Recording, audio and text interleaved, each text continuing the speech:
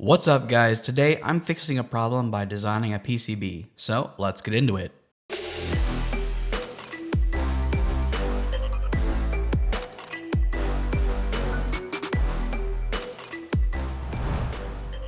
Welcome back to Overshoot. My name is Cornelius Robinson.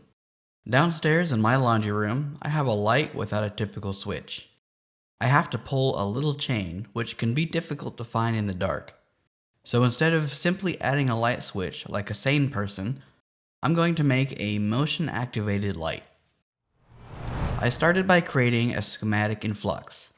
If you're not familiar with my channel, I use Flux to design all of my PCBs. Essentially, I have a passive infrared sensor with an integrated timer controlling a relay that the light will be connected to. To connect the power safely, I'm using a terminal block along with an MOV and inline power resistor. The rest of the circuit is mostly the power supply. Then it's on to laying out the parts and routing the traces.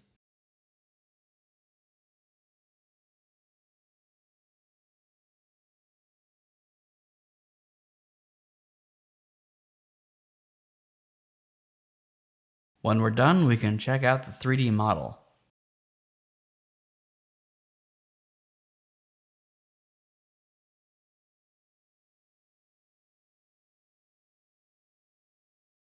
I'm happy with this, so I'll export the Gerber files and head over to PCBWay to order my board. All in all, this project only took a few days to plan and design. When the parts and board get here, I'll update you with the results. And that's it for this video. Make sure to like and subscribe for more videos like this every week.